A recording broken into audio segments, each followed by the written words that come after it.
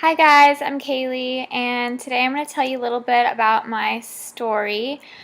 And my story reflects authenticity as a leader, which I believe is a major component of being a good leader because authenticity is who you are at your core.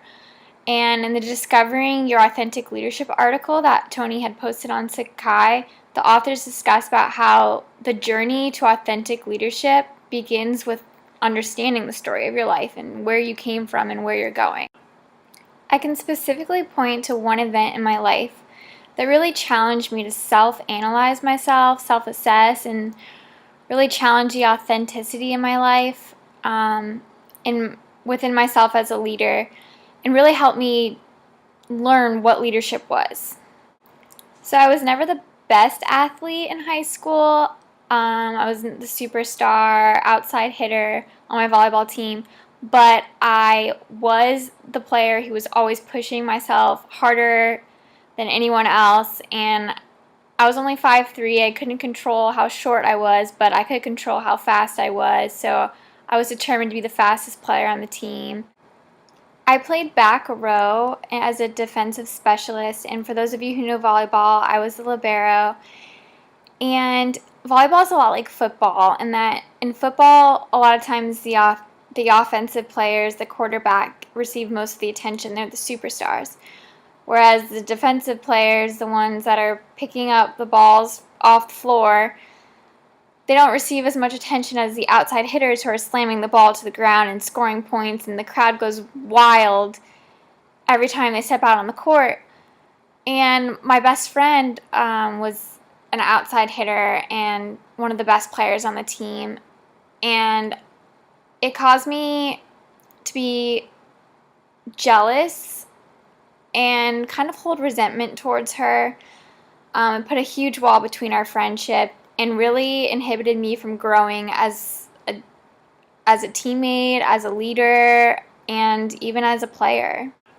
This attitude that I developed of almost like bitterness and resentment, it really affected how I played the game, and my coaches started taking me out, and I was so livid, and at the same time, that's when I knew that something had to change. So one day, my coach sat me down in her office, and she explained to me that the reason that I wasn't receiving playing time was not because of my skills and not because I was declining as a player, but more because of my attitude. And that was really eye-opening for me because I had never before been told I had a bad attitude. Usually I was the one encouraging all the girls and the motivator, and I pushed people to be their best. So this moment was really opened me up to look at myself and who I was as a person. That was really a defining moment for me, and it really led to a lot of self-assessment and self-reflection and who am I really and what is my purpose for this team. And it really changed my outlook on leadership. And my coach really helped me see that. She said, don't focus on being the best player, focus on being a leader because that's who you are. And she recognized that in me. And when someone recognizes you to be a leader, it's powerful because it's confirmation of our influence over other people.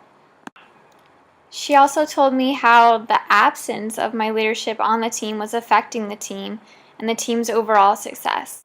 I spent the rest of that season, my junior year of high school, really pouring into the other teammates, even the girls that were older than me, and really utilizing my leadership skills to build everybody up and to be an encourager and to do what I really do best, which is not always sports, unfortunately.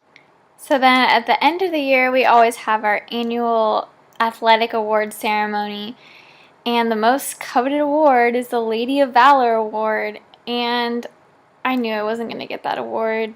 I watched my best friend get that award, and she deserved it. She was an all-star, and she went to college to play volleyball, and she's deserved it. I was not expecting to get any award, but ended up with the Exceptional Leadership Award. So my coaches recognized something in me, and I learned to recognize something in myself. And then the next year I was voted captain of the volleyball team, which is crazy because I'm definitely not the best player, but I had those leadership skills and I had the ability to be a captain. But once again, this is something that I had to learn, and it came with growth and development and learning to be real with myself and authentic and discover what authenticity is. And I didn't have to prove to anybody else that I was something else, because all I had to do was be myself, as cheesy as that sounds, but it's so true. That moment in my coach's office where she told me I had a bad attitude, as fun as that was, it was probably one of the most important moments of my life. And I hope you thought so too, and that you learned a little bit about my story and how I learned to be an authentic leader.